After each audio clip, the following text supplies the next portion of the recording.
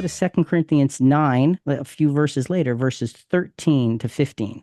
Because of the proof given by this ministry, they will glorify God for your obedience to your confession of the gospel of Christ, for the liberality of your contribution to them and to all, while they also, by prayer on your behalf, yearn for you because of the surpassing grace of God in you.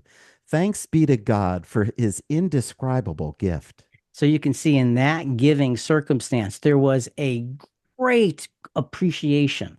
And the apostle is sharing that appreciation, saying it made an impact. They yearn for you because you are such a part of their lives. Oh. That's the power that giving can put into place if we allow ourselves to be wisely generous. Let's go to my second giving story. There's another dollar and cents story, Okay. giving to one who faced very unexpected experiences.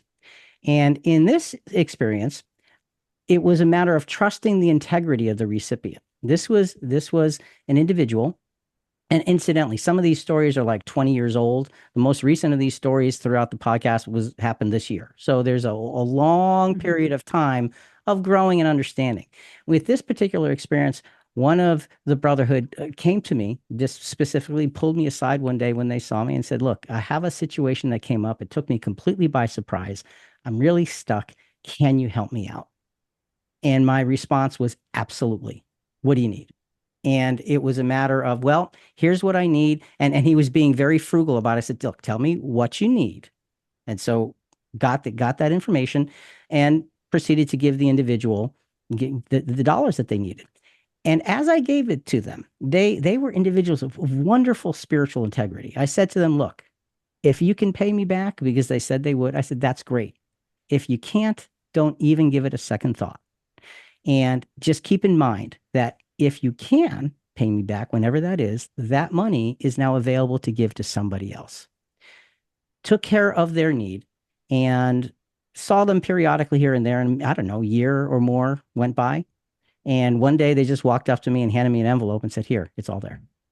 Oh. And it was a beautiful experience because I said nothing.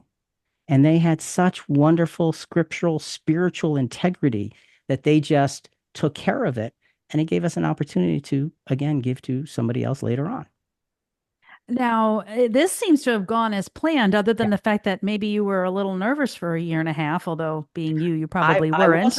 Didn't even give Okay. it a thought. I probably would have been.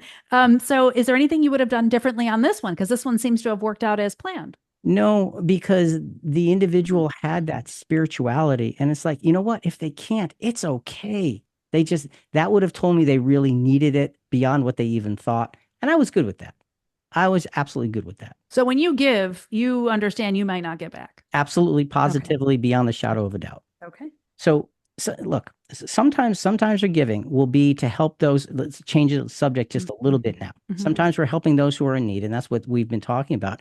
But working hard, other times we're giving to those who are in need because they're working hard in the ministry and in the work of the gospel. And the Apostle Paul himself was such a recipient of this kind of wise giving. Let's